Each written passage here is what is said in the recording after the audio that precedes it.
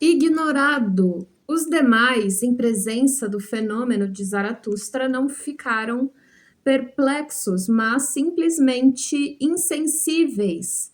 Fausto me abrira uma porta e Zaratustra fechara outra violentamente e por muito tempo.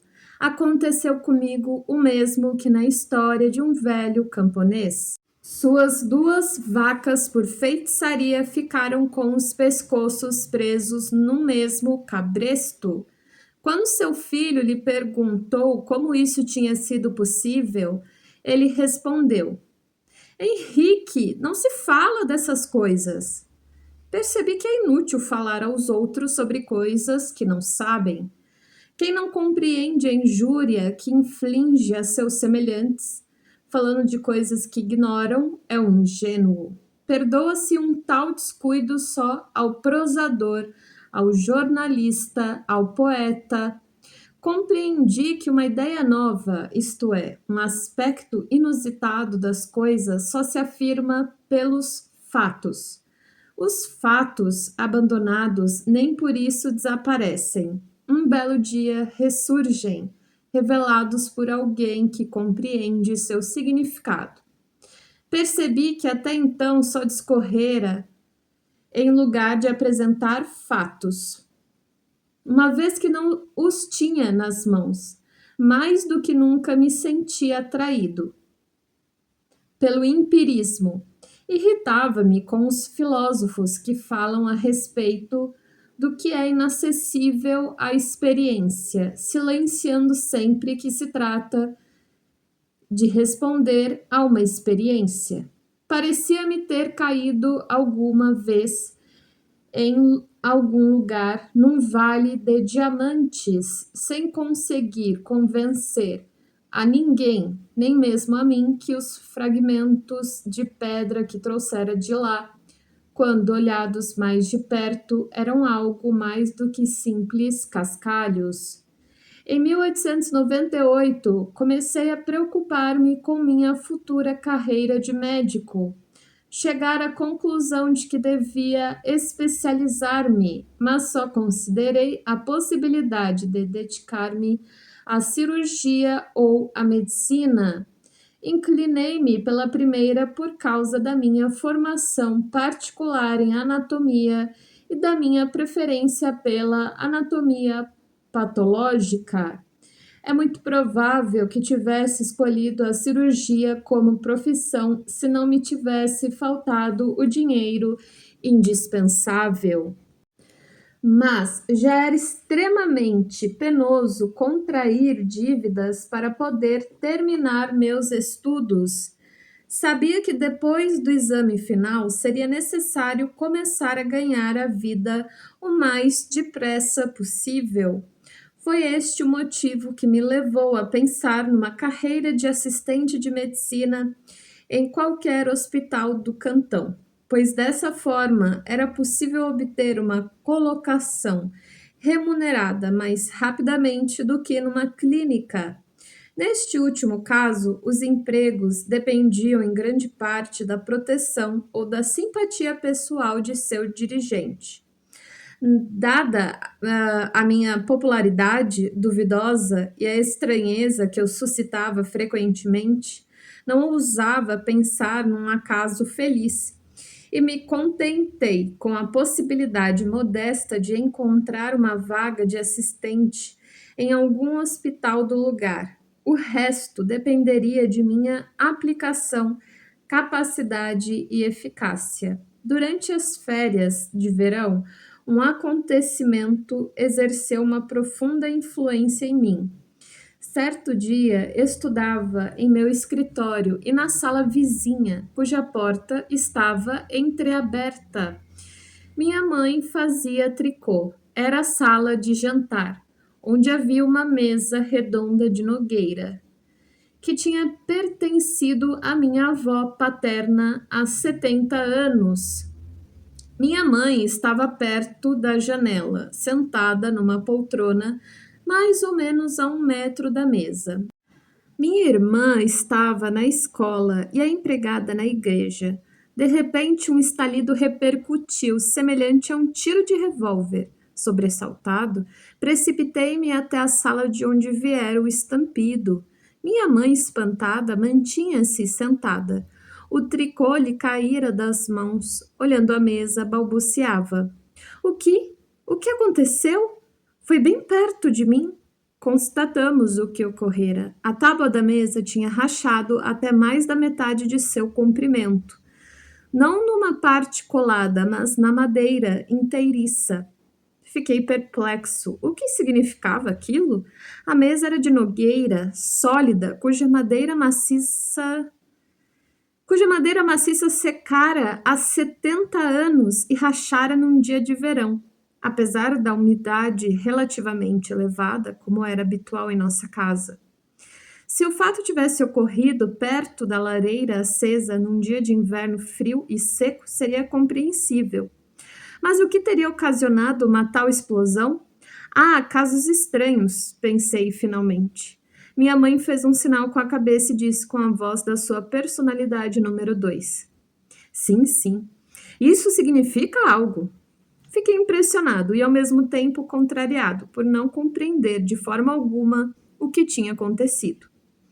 14 dias mais tarde, voltei para casa às 6 horas da tarde e encontrei minha mãe, minha irmã, que até então tinha 14 anos, e a empregada, extremamente agitadas. 1 hora antes, ressoara de novo um barulho ensurdecedor. Dessa vez, não tinha sido a mesa, já danificada. O estalido viera da direção do buffet, um móvel pesado do começo do século XIX. Elas haviam revistado o móvel sem encontrar qualquer fenda. Comecei a examinar o buffet e tudo o que o cercava sem sucesso. Depois explorei seu conteúdo interior. Na gaveta em que se guardava a cesta de pão encontrei migalhas esparsas e perto delas uma faca com a lâmina quase totalmente partida. O cabo encontrava-se num canto da cesta quadrada e nos 3 cantos restantes havia um pedaço de lâmina. Essa faca havia sido usada durante o café das 4 horas e depois guardada. Ninguém se aproximara mais do buffet. No dia seguinte, levei a faca partida à oficina de um dos melhores cuteleiros da cidade. Ele examinou as bordas da ruptura com uma lupa e sacudiu a cabeça. Esta faca, disse, é de boa qualidade. Não há defeito no aço. Alguém a partiu pedaço a pedaço. Talvez introduziu a lâmina na fenda da gaveta. Ou então atirou-a de uma grande altura sobre uma pedra. É aço do bom, não pode estourar. Pregaram-lhe uma peça. Nota: a faca estilhaçada em 4 partes foi cuidadosamente guardada por Jung. Minha mãe e minha irmã estavam no quarto quando a súbita explosão a surpreendera. O número 2 de minha mãe lançou-me um olhar significativo. Eu me mantinha calado. Estava estupefato e não compreendia de forma alguma o que havia acontecido. Irritava-me ter que confessar meu profundo espanto. Por que e como a mesa rachara e a faca estourara? A hipótese do acaso me parecia uma mentira. Era improvável que algum dia o Reno corresse em direção à sua fonte. E outras possibilidades. Eu, ipso, também ficavam excluídas. O que tinha acontecido então? Algumas semanas mais tarde, vinha saber que alguns membros da minha família estavam lidando com mesas giratórias em contato com uma médium, uma jovem de pouco mais de 15 anos. Nesse círculo, pensavam colocar-me em contato com essa médium que era passível de estados de sonambulismo, além de lidar com fenômenos de espiritismo. Ao saber disso, pensei imediatamente em nossas aventuras singulares e supus que estivessem relacionadas com essa médium. Então organizei regularmente, todos os sábados à noite, sessões com ela e com outras pessoas interessadas. Obtivemos comunicações, golpes nas paredes e na mesa. O fenômeno da movimentação da mesa parecia depender da médium, mas logo descobri, portanto, com a independência evidente dos golpes desferidos, e voltei minha atenção para o conteúdo das comunicações. Expus os resultados de tais observações na minha tese. Zur Psychologie und Pathologie sogenannter occulter Phänomene, tradução, sobre a psicologia e a patologia dos assim chamados fenômenos ocultos. As experiências prosseguiram durante cerca de 2 anos. Depois começou a manifestar-se um certo afrouxamento e surpreendi a médium tentando provocar fraudulentamente os fenômenos. Decidi, com algum pesar, interromper as experiências. Aprendi nessas sessões como nasce um número 2, como ele impregna uma consciência infantil que acaba por integrar. A jovem amadurecera precocemente. Aos 26 anos morreu de tuberculose. Eu a revi certa vez, quando completara 24 anos, e fiquei profundamente impressionado com a independência e com o amadurecimento de sua personalidade. Depois de sua morte, seus pais me contaram que nos últimos meses de vida seu caráter se desintegrara progressivamente, devolvendo-a ao estado de uma criança de 12 anos. Foi assim que dormiu seu último sono. Tais fatos constituíram a grande experiência que sacudiu minha primeira filosofia, conduzindo-me a um ponto de vista psicológico. Tinha adquirido conhecimentos objetivos sobre a alma humana, mas esta experiência, uma vez mais, não era passível de comunicação. Não podia confiar a ninguém este conjunto de coisas. Mais uma vez, desviei-me de algo que merecia reflexão.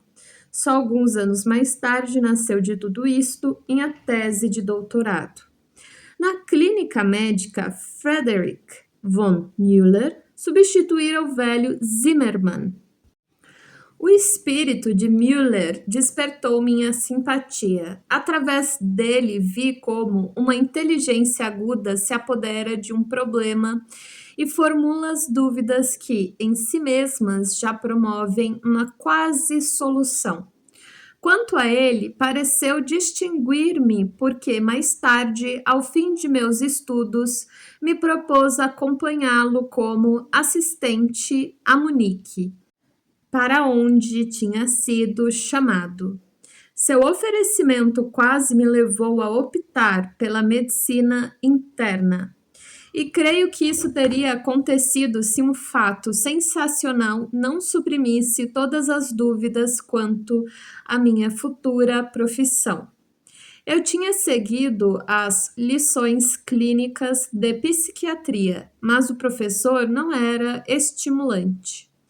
E quando me lembrava dos efeitos que meu pai sofrera através de seus contatos com as clínicas e a psiquiatria em particular, não me sentia favoravelmente predisposto em relação a esta última. Ao preparar-me para os exames finais, o Manual de Psiquiatria foi o último livro que estudei, e este fato não deixa de ser significativo. Sinceramente, minha expectativa não era favorável. Entretanto, lembro-me ainda de que, ao abrir o livro de Krafft-Ebingen, Lehrbuch der Psychiatrie, tradução Manual de Psiquiatria, pensei, vejamos agora o que um psiquiatra tem a dizer sobre a matéria. Os cursos e a clínica não haviam deixado em mim a menor impressão. Não me lembrava mais do conteúdo dos casos clínicos apresentados, a não ser do tédio e do aborrecimento que me haviam causado. Comecei pelo prefácio, a fim de descobrir de que maneira um psiquiatra introduz seu tema, ou melhor dizendo, de que forma justifica sua própria existência. Para escusar-me dessa presunção, devo lembrar que no mundo médico dessa época, a psiquiatria era pouco prestigiada. Ninguém sabia grande coisa a seu respeito. Não havia também uma psicologia que tivesse considerado o homem como uma totalidade e englobado suas particularidades patológicas numa visão de conjunto.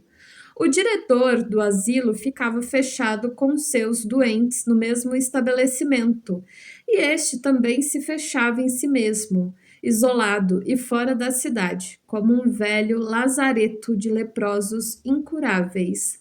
Ninguém gostava de olhar nessa direção. Os médicos sabiam pouco mais do que os leigos e, no entanto, partilhavam de seus sentimentos. A doença mental era considerada como um mal desesperado e fatal, e esta sombra se projetava na psiquiatria. O psiquiatra, eu logo saberia por experiência própria, era um personagem estranho. Li então no prefácio. Sem dúvida, é devido à particularidade desse domínio da ciência e à imperfeição de seu desenvolvimento que os manuais de psiquiatria têm sempre um caráter mais ou menos subjetivo. Algumas linhas adiante, o autor denominava as psicoses, doenças da personalidade. De repente, meu coração pôs-se a bater com violência. Precisei levantar-me para tomar fôlego. Uma emoção intensa tinha se apoderado de mim, num relance, como que através de uma iluminação. Compreendi que não poderia ter outra meta a não ser a psiquiatria. Somente nela poderiam confluir os dois rios do meu interesse, cavando seu leito num único percurso. Lá estava o campo comum da experiência dos dados biológicos e dos dados espirituais, que até então eu buscara inutilmente. Tratava-se, enfim, do lugar em que o encontro da natureza e do espírito se torna realidade. Produziu-se em mim uma reação violenta quando li em Krafft-Ebing o que dizia respeito ao caráter subjetivo do manual de psiquiatria. Esta última, pensava eu, é em parte a confissão pessoal do autor que se manifesta mediante seus pressupostos e a totalidade de seu ser, e que subentende a objetividade de suas constatações. O psiquiatra só pode responder à doença da personalidade pela totalidade de sua própria personalidade. Meus professores de clínica nunca me haviam dito algo de semelhante. Apesar do manual em questão não se distinguir dos outros livros do mesmo gênero, tais esclarecimentos iluminaram o problema da psiquiatria, me atraindo irremediavelmente para sua trilha. Minha decisão fora tomada. Quando a comuniquei a meu professor de medicina interna, li em seu rosto uma expressão de desapontamento e de espanto. Minha antiga ferida, o sentimento de singularidade e de isolamento tornaram-se de novo dolorosos. Mas, agora, eu compreendia melhor o porquê. Ninguém jamais pensou que eu pudesse interessar-me por este mundo à parte, inclusive eu mesmo. Meus amigos ficaram admirados e desconcertados. Achavam insensato que eu abandonasse a possibilidade imediata de uma carreira de medicina interna, tão valorizada naquele momento, tão atraente e indesejável, por esse absurdo que era a psiquiatria. Compreendi que optara por um caminho secundário por onde ninguém queria ou podia me seguir. Mas nada, nem pessoa alguma, teria podido afastar-me dessa decisão. Minha escolha era inabalável, um fatum. Dois rios tinham se reunido e me arrastavam em sua corrente poderosa. inexoravelmente para metas longínquas, um sentimento de exaltação nascido do encontro e da unificação de uma natureza desdobrada. Transportou-me como uma onda mágica para os exames. Fui aprovado, alcançando o primeiro lugar. Significativamente, o meu destino me deu uma rasteira, que sempre acompanha as maravilhas excessivas na matéria que eu dominava melhor. A anatomia patológica. Cometi o erro ridículo de ver apenas células epiteliais num corte microscópico, não percebendo ao lado de toda a espécie de detritos um ângulo em que se achavam os fungos. Em outras matérias, tive a intuição do problema que me seria proposto e, graças a isso, venci certos obstáculos. Bandeira ao vento, tambores e trombetas. Assim, pois, como que sucumbindo a uma vingança, caí grotescamente numa armadilha na matéria em que estava mais seguro de mim mesmo. Se não fosse isso, teria passado nos exames com a nota máxima. Outro candidato alcançou o mesmo número de pontos que eu. Era um indivíduo solitário, personalidade impenetrável para mim e possivelmente banal. Só se podia falar com ele sobre assuntos profissionais. Reagia a tudo com um sorriso enigmático que lembrava as figuras dos templos de Egina. Dele emanava ao mesmo tempo um sentimento de superioridade, uma impressão de inferioridade e de embaraço, e nunca parecia completamente à vontade numa situação. Sem compreendê-lo, julgava-o, no entanto, um ambicioso, quase maníaco. Aparentemente, ele não participava senão dos fatos e conhecimentos médicos. Alguns anos depois de terminar seus estudos, tornou-se esquizofrênico.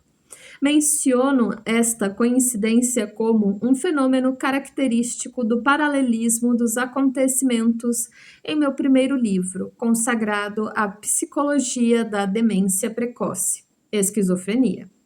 Propunha uma resposta à doença da personalidade, com os pressupostos da minha personalidade.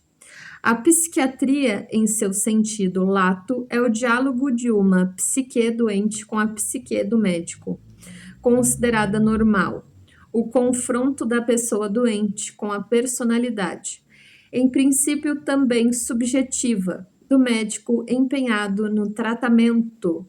Eu pretendia demonstrar que as ideias delirantes e as alucinações não eram somente sintomas específicos das doenças mentais, possuindo também um sentido humano. Na noite da última prova, dei-me ao luxo, há tanto tempo desejado, de ir ao teatro pela primeira vez na minha vida. Até então, minhas finanças não me haviam permitido tal extravagância. Sobrara um pouco do dinheiro da venda que fizera da coleção de antiguidades, e isto me permitiu ir à ópera e viajar até Munique e Stuttgart. Bizet embriagou-se e me subjugou com as vagas de um mar infinito, e quando, no dia seguinte, o trem me transportou além da fronteira, rumo a um mundo mais vasto, as melodias da Carmen me acompanharam. Em Munique, pela primeira vez, vi antiguidades verdadeiras. Estas e a música de Bizet envolveram-me numa atmosfera cuja profundidade e importância apenas intuí, sem poder compreendê-la. Meu estado de espírito tornou-se primaveril, quase nupcial nessa semana, cuja aparência exterior era sombria e cheia de brumas, do dia 1 ao dia 9 de dezembro. Em Stuttgart, vi pela última vez minha tia, a senhora Rainer Jung. filha de um primeiro casamento de meu avô, o professor C.G. Jung, com Virginia de La Sauffaix. La Sauffaix? Era uma senhora encantadora, de olhos azuis e brilhantes e um temperamento muito ativo. Seu marido era psiquiatra. Ela pareceu-me envolta num mundo de fantasias incompreensíveis e de lembranças irreprimíveis, último sopro de um passado prestes a desaparecer para nunca mais voltar. Adeus definitivo à nostalgia da minha infância. No dia 10 de dezembro de 1900, ocupei meu lugar de assistente no hospital de Burghausen, em Zurique. Estava satisfeito de instalar-me nessa cidade, pois, com o correr dos anos, Basileia me parecia cada vez mais acanhada. Seus habitantes achavam que nela tudo era certo, de valor incontestável. Além da Birs, começava o horror. Meus amigos não compreendiam minha partida e calculavam que eu voltasse num prazo curto, mas isso não ocorreu. Em Basileia, eu era, definitivamente, o filho do pastor Paul Jung e o neto do professor Carl Gustav Jung. Pertencia, sim, a um certo grupo intelectual e a um set social determinados. Sentia resistências em relação a isso, pois não queria, nem podia, permitir que me envolvessem.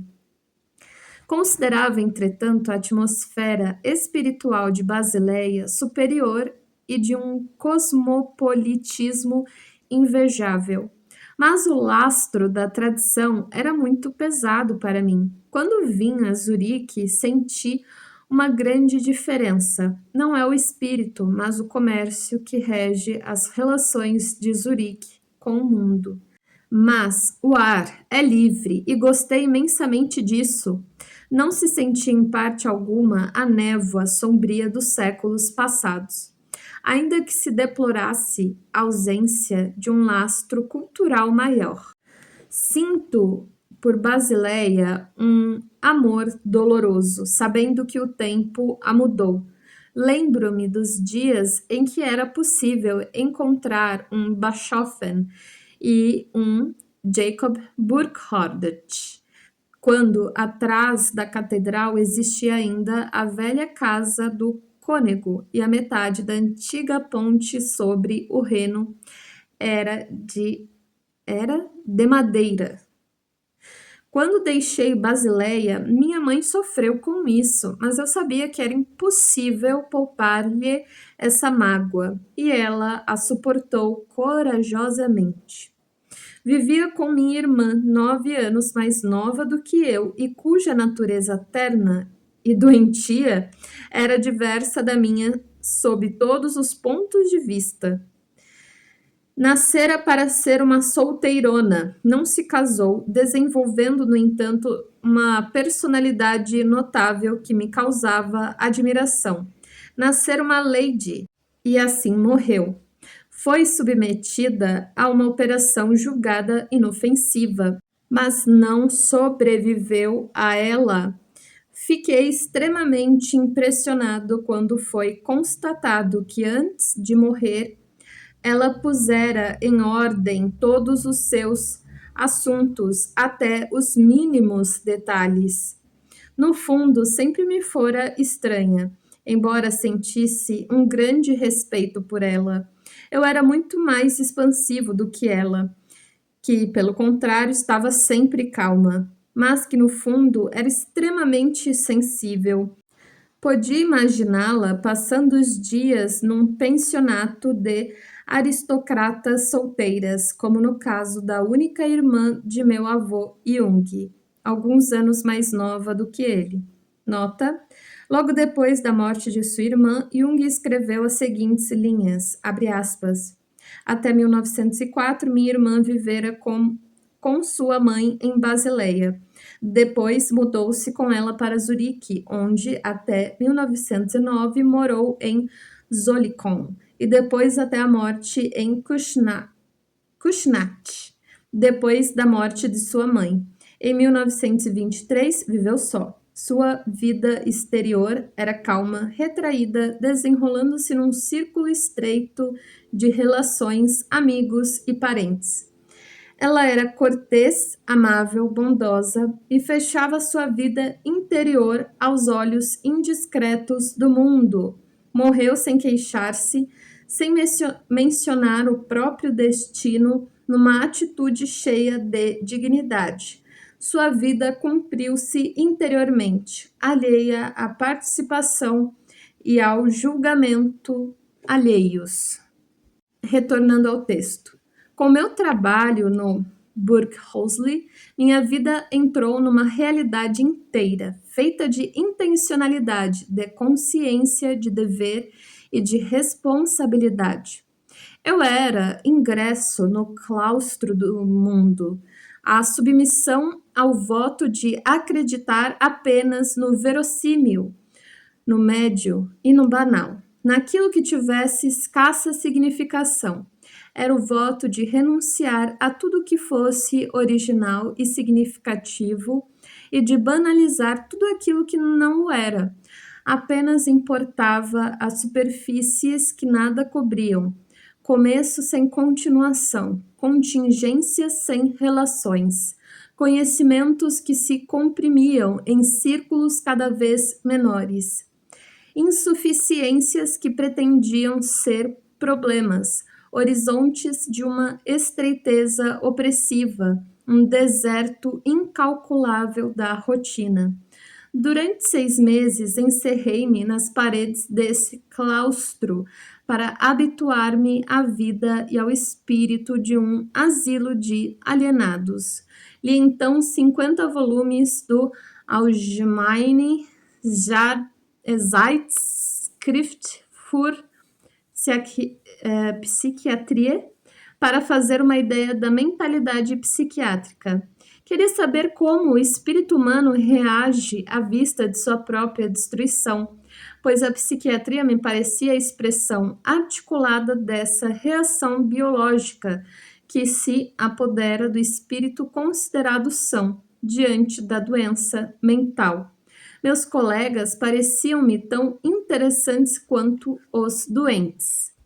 Foi por isso que, nos anos seguintes, estabeleci uma estatística tão secreta quanto instrutiva sobre as condições hereditárias de meus colegas suíços, tanto para minha formação pessoal como para compreender a reação psiquiátrica. Não é preciso dizer que a concentração e a clausura voluntárias a que me submeti surpreendiam meus colegas. Naturalmente, eles não sabiam o quanto a psiquiatria me espantava e como desejava conhecer seu conteúdo. Nessa época, não tinha ainda qualquer interesse terapêutico, mas as variantes patológicas daquilo que se chama normalidade me atraíam poderosamente, pois me ofereciam a possibilidade ardentemente desejada de conhecer mais a fundo a psique. Nessas condições começou minha carreira psiquiátrica, a experiência subjetiva da qual emergiu a minha vida objetiva. Não tenho vontade nem capacidade de colocar-me fora de mim mesmo, a fim de olhar meu próprio destino a partir de um ponto de vista verdadeiramente objetivo. Poderia cair num frequente erro autobiográfico que consiste em alimentar a ilusão do que poderia ter sido ou compor uma apologia pro vita sua.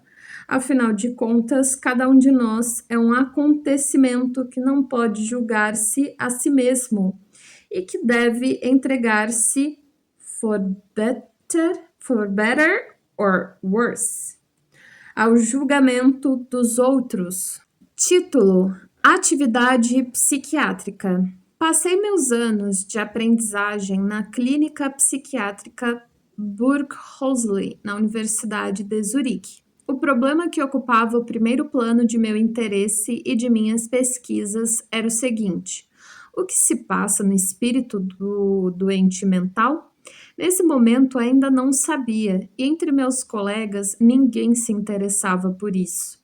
O ensino psiquiátrico procurava, por assim dizer, abstrair-se da personalidade doente e se contentava com os diagnósticos, com a descrição dos sintomas e dos dados estatísticos. Do ponto de vista clínico que então predominava, os médicos não se ocupavam com o doente mental enquanto ser humano, enquanto individualidade. Tratava-se do doente número X, munido de uma longa lista de diagnósticos e de sintomas.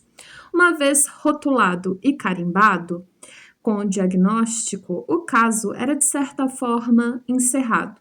A psicologia do doente mental não desempenhava papel algum. Nesta situação, Freud foi essencial para mim, principalmente devido às suas pesquisas fundamentais sobre a psicologia da histeria e do sonho.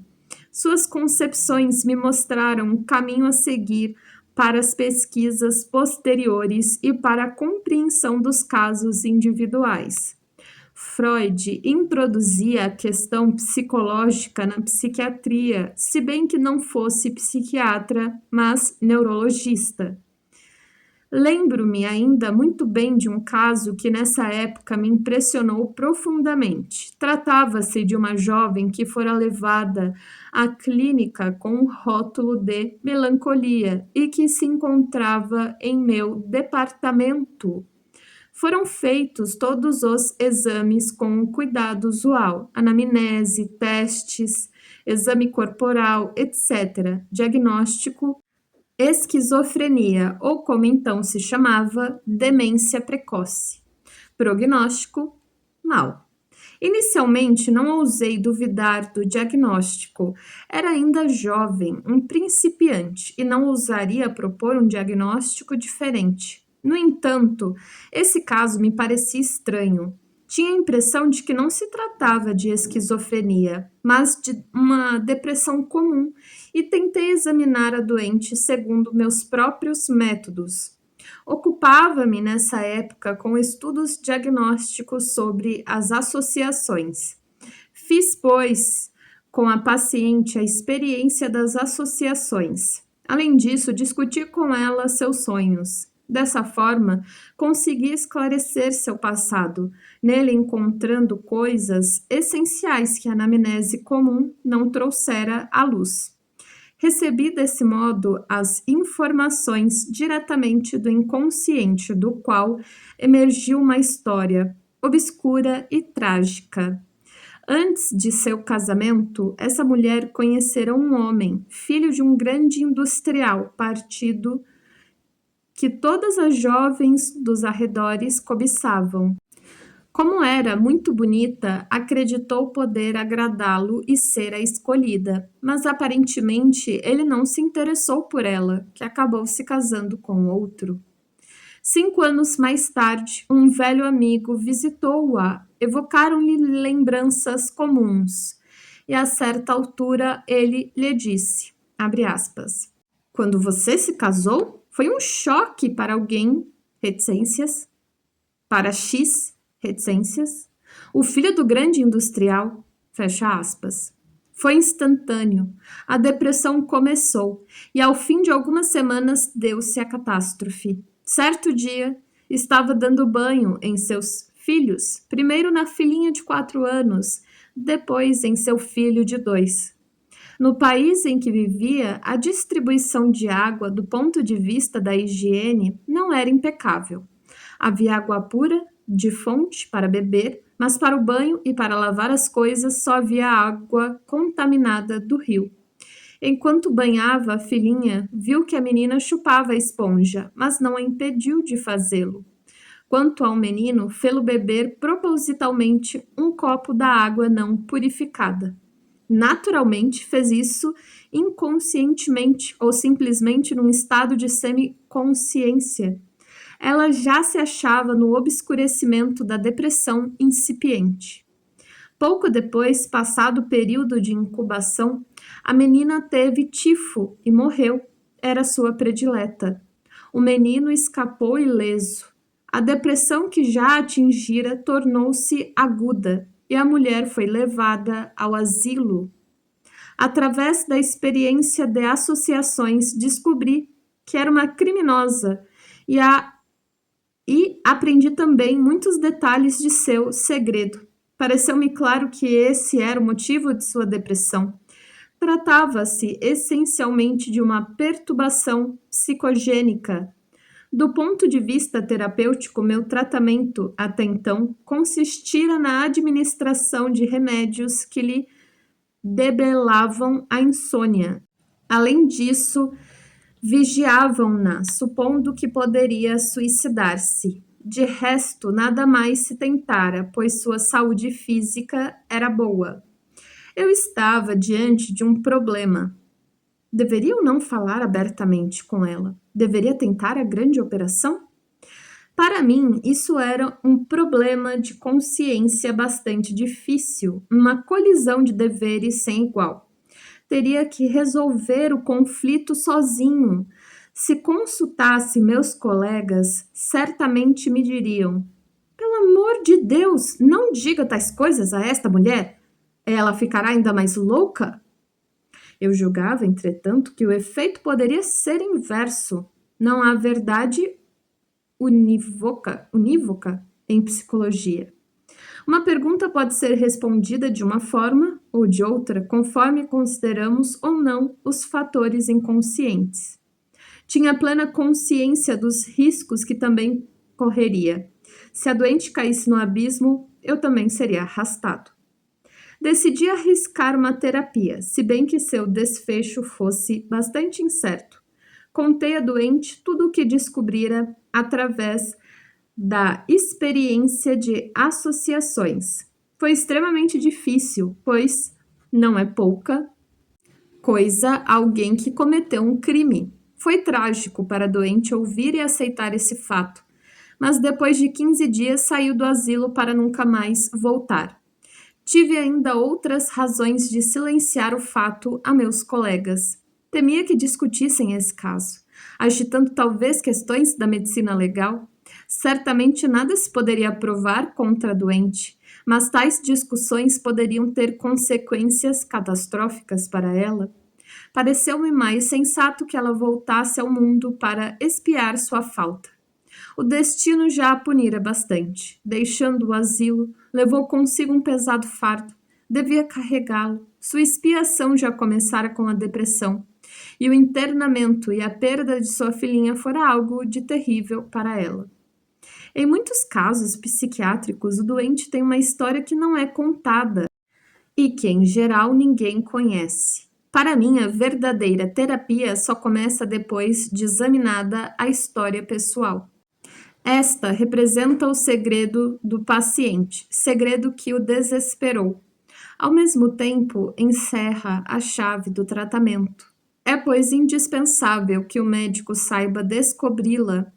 Ele deve propor perguntas que digam respeito ao homem em sua totalidade e não limitar-se apenas aos sintomas. Na maioria dos casos, não é suficiente explorar o material consciente. Conforme o caso, a experiência de associações pode abrir o caminho à interpretação dos sonhos, ou então ao longo e paciente contato com o doente. Em 1905, tornei-me professor de psiquiatria, ocupando no mesmo ano o cargo de médico-chefe na clínica psiquiátrica da Universidade de Zurique. Permaneci 4 anos nessa função. Depois, em 1909, fui obrigado a abandoná-la, simplesmente porque meu trabalho se tornara excessivo. No curso dos anos, minha clientela particular aumentara de tal modo que não podia mais enfrentar esse trabalho. Continuei, porém, minha atividade docente até 1913. Dei cursos de psicopatologia e, naturalmente, cursos sobre os fundamentos da psicanálise freudiana, assim como sobre a psicologia dos primitivos. Esses eram os temas principais durante os primeiros semestres. Os cursos mais importantes versaram sobre o hipnotismo, os trabalhos de Pierre Janet e de Flournoy. Mais tarde, o problema da psicanálise freudiana passou ao primeiro plano. Nos cursos sobre a hipnose, ocupei-me da história pessoal dos doentes que propunha aos estudantes. Lembro-me bem de um desses casos. Um dia, uma mulher de cerca de 58 anos, que demonstrava uma atitude religiosa diante da vida, veio visitar-me.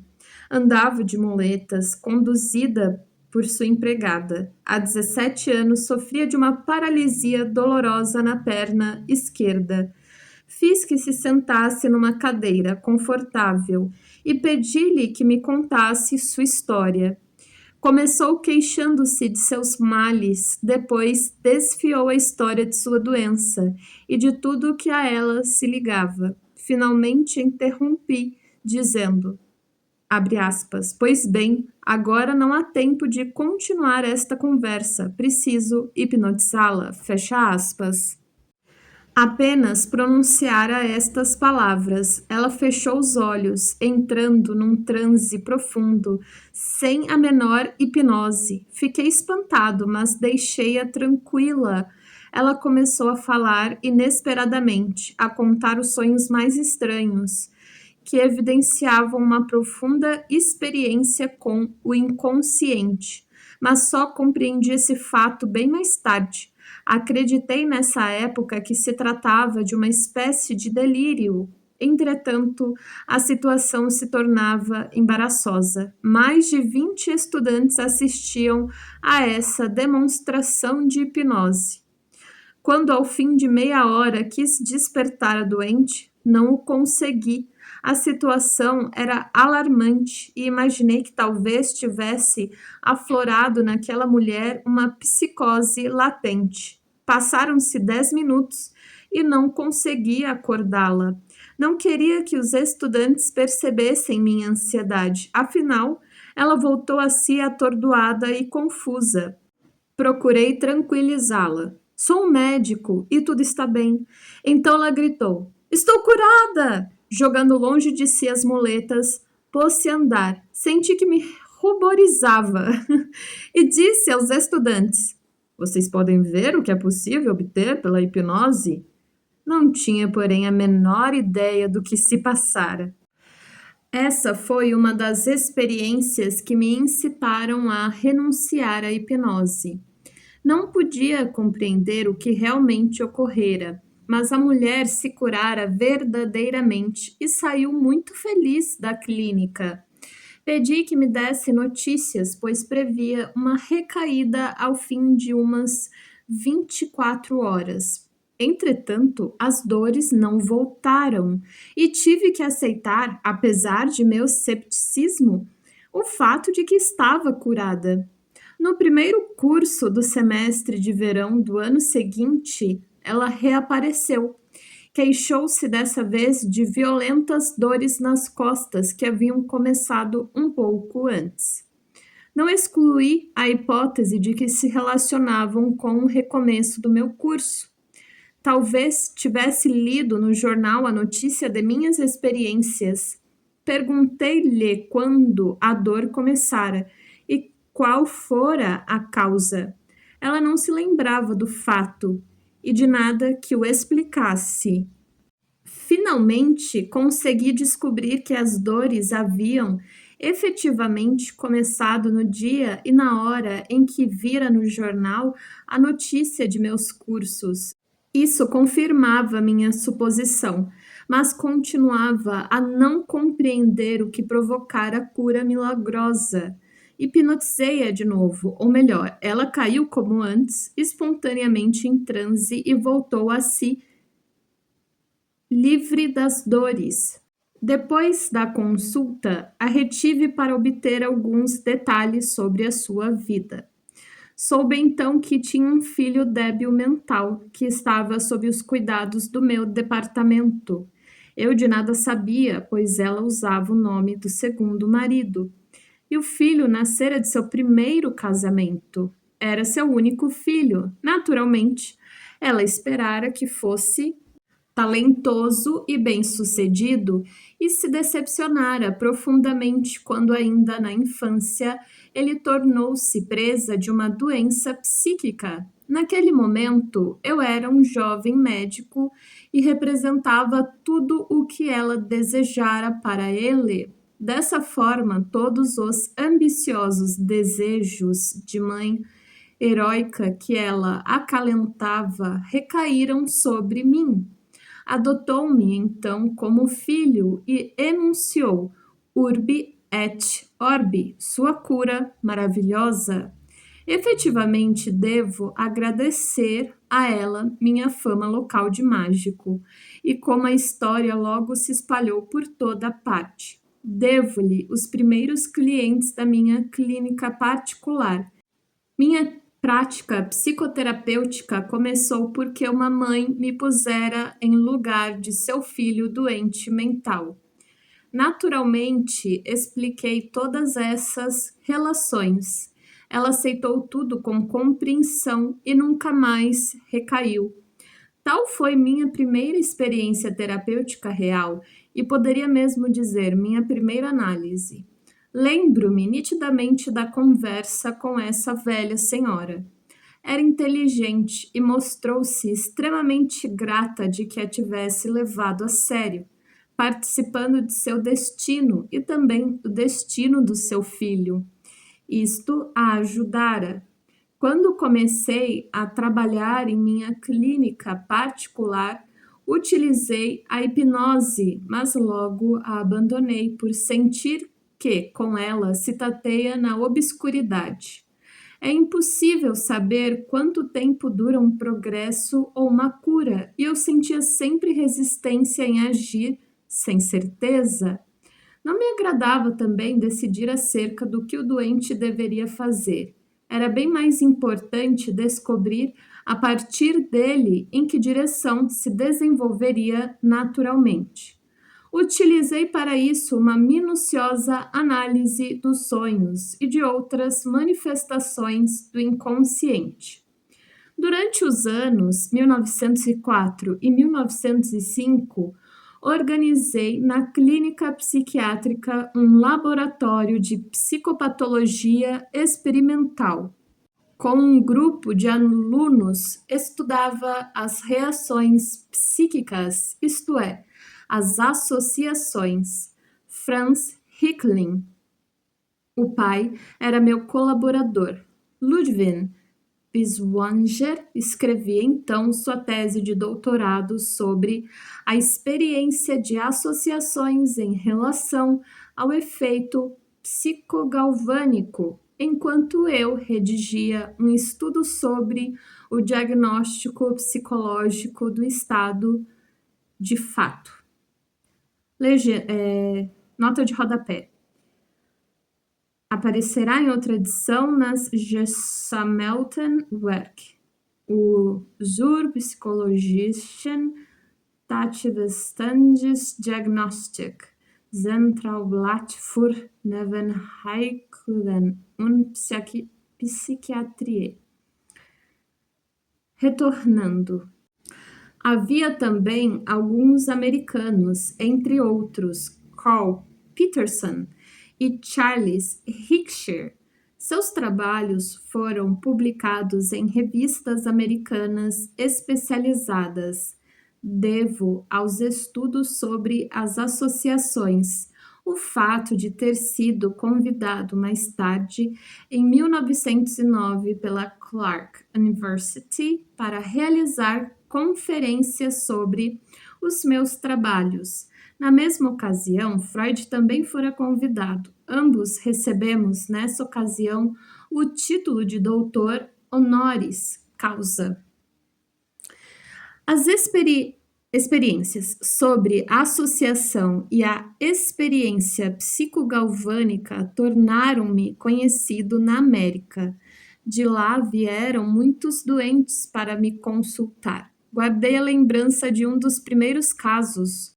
Um colega americano me enviara um doente. O diagnóstico era neurastenia alcoólica. O prognóstico dizia incurável. Consequentemente, meu colega aconselhara ao doente consultar certo neurologista famoso em Berlim, prevendo que minha tentativa terapêutica malograria. O doente veio para a consulta e, depois de uma pequena conversa, constatei que sofria de uma simples neurose, cuja origem psíquica ele desconhecia.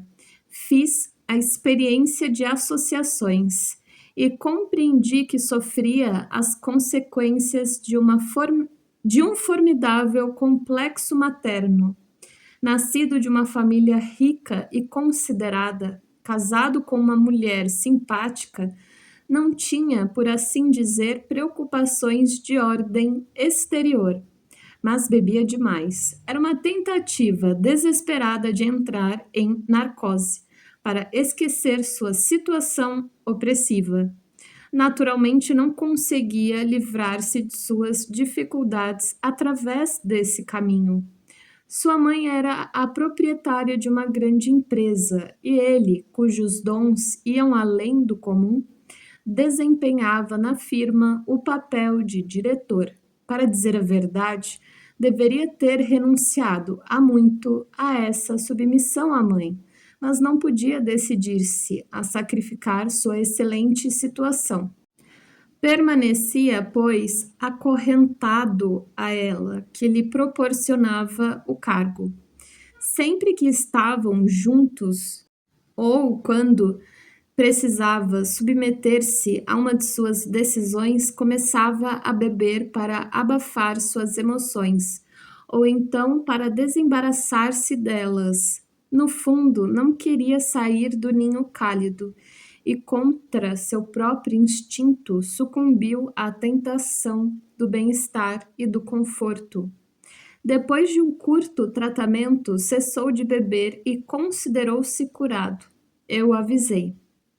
Não posso garantir que o senhor não caia no mesmo estado se voltar à antiga situação.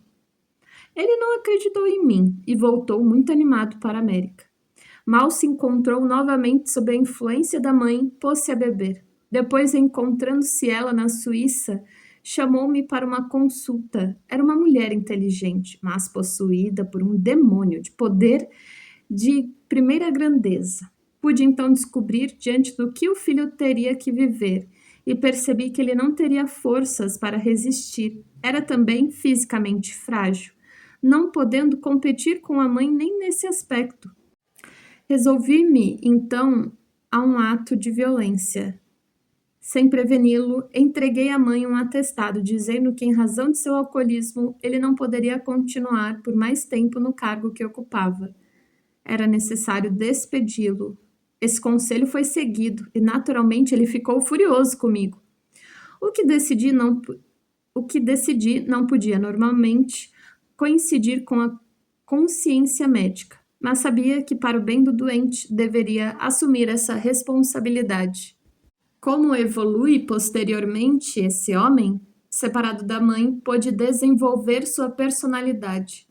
Fez uma carreira brilhante, apesar ou por causa do tratamento cavalar que lhe impusera.